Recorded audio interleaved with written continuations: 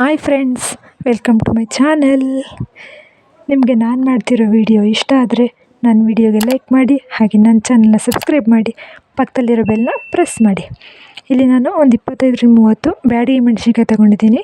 ಸ್ವಲ್ಪ ಸೈಜು ದೊಡ್ಡದೇ ತೊಗೊಳ್ಳಿ. ಒಂದು 8-10 ಗುಂಟೂರು ಮೆಣಸಿನ್ಕಾಯಿ ಖಾರಕ್ಕೋಸ್ಕರ, ಒಂದು 4 ಟೇಬಲ್ ಸ್ಪೂನು ಧನಿಯಾ, 2 ಟೇಬಲ್ ಸ್ಪೂನು ಉದ್ದಿನಬೇಳೆ, 2 ಟೇಬಲ್ ಸ್ಪೂನು ಕಡಲೆಬೇಳೆ, 1 ಟೇಬಲ್ ಸ್ಪೂನ್ ಜೀರಿಗೆ, ಒಂದು 6 ಲವಂಗ, 2 ಚಿಕ್ಕದು ಏಲಕ್ಕಿ, 2 ಪೀಸು ಚಕ್ಕೆ, ಒಂದು ಅರ್ಧ ಟೇಬಲ್ ಸ್ಪೂನ್ ಮೆಣಸಿನ ಕಾಳು, 1/4 ಟೇಬಲ್ ಸ್ಪೂನ್ ಮೆಂತ್ಯ, ಹಾಗೆ ಒಂದು ಅರ್ಧ ಟೇಬಲ್ ಸ್ಪೂನ್ ಬಿಳಿ ಎಳ್ಳು, ಒಂದು ಅರ್ಧ ಟೇಬಲ್ ಸ್ಪೂನಷ್ಟು ಗಸಗಸೆ, ಒಂದು 25-30 ಎಲೆ ಕರಿಬೇವು, ಒಂದು 2 ಟೇಬಲ್ ಸ್ಪೂನ್ ಎಣ್ಣೆ, ಮೆಣಸಿನ್ಕಾಯಿ ಹುರ್ಕೊಳ್ಳೋಕ್ಕೆ ರುಚಿಗೆ ತಕ್ಕಷ್ಟು ಉಪ್ಪು. ಮೊದಲಿಗೆ ನಾನಿಲ್ಲಿ ಒಂದು ಪಾತ್ರೆಗೆ ಧನಿಯಾ ಕಾಳನ್ನ ಹಾಕ್ಕೊಂಡು ಮೀಡಿಯಮ್ ಫ್ಲೇಮಲ್ಲಿ ಸ್ವಲ್ಪ ಕಲರ್ ಚೇಂಜ್ ಆಗೋ ತನಕ ಹುರ್ಕೊಳ್ಳಿ.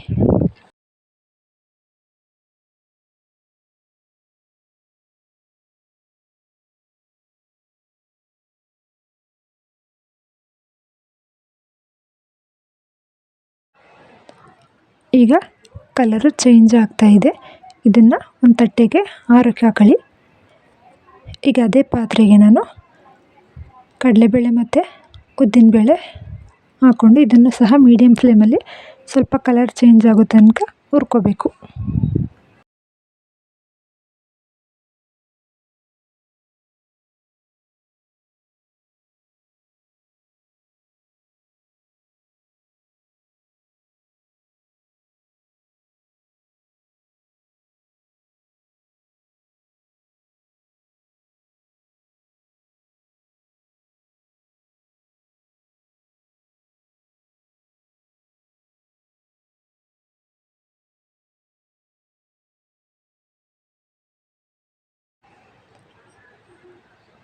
ಇದು ಸಹ ಹುರಿದಿದ್ದಾಗಿದೆ.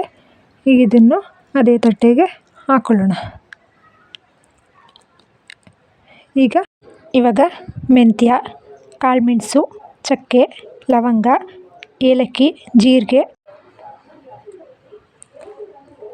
ಸ್ವಲ್ಪ ಫ್ರೈ ಮಾಡಿಕೊಂಡು ಅದ್ರ ಜೊತೆಗೆ ಗಸಗಸೆ ಮತ್ತು ಬಿಳಿ ಎಳ್ಳನ್ನು ಹಾಕ್ಕೊಂಡು ಸ್ವಲ್ಪ ಕಲರ್ ಚೇಂಜ್ ಆಗೋ ತನಕ ಮೀಡಿಯಮ್ ಫ್ಲೇಮಲ್ಲೇ ಹುರ್ಕೊಳ್ಳೋಣ.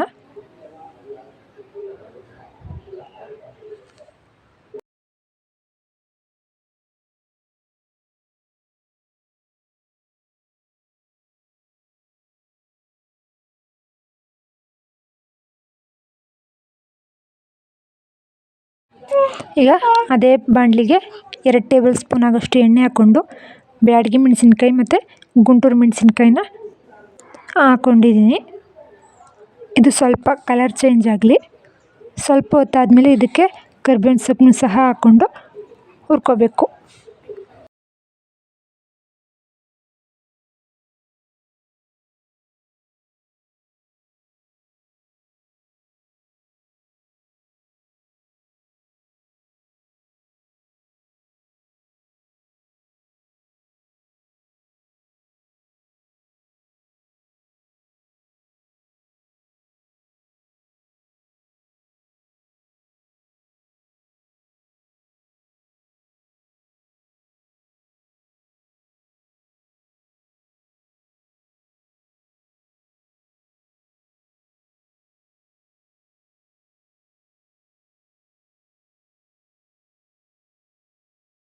ಇದು ಸಹ ಹುರಿದಿದ್ದಾಯಿತು.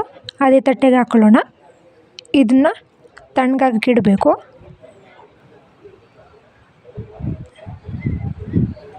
ಇದು ತಣ್ಣಗಾದ ನಂತರ ಇದನ್ನೆಲ್ಲ ಮುರಿದು ಇಟ್ಕೊಂಡಿದ್ದೀನಿ. ಮೆಣಸಿನ್ಕಾಯಿನೆಲ್ಲ, ಬ್ಯಾಡಗಿ ಮೆಣಸಿನ್ಕಾಯಿನ ಈಗ ಸ್ವಲ್ಪ ಮಾತ್ರ ಮೆಣಸಿನ್ಕಾಯಿನ ಜಾರ್ಗೆ ಹಾಕ್ಕೊಂಡು ತರಿಯಾಗಿ ರುಬ್ಕೋಬೇಕು. ಸ್ವಲ್ಪ ಮಾತ್ರ ಹಾಕ್ಕೊಂಡಿದ್ದೀನಿ.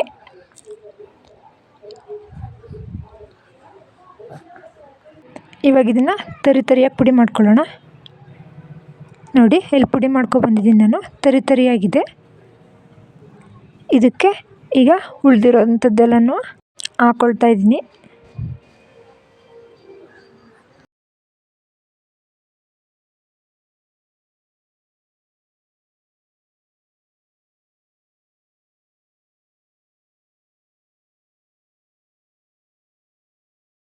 ಇವಾಗ ಇದಕ್ಕೆ ಸ್ವಲ್ಪ ಉಪ್ಪನ್ನು ಹಾಕೊಳ್ಳೋಣ.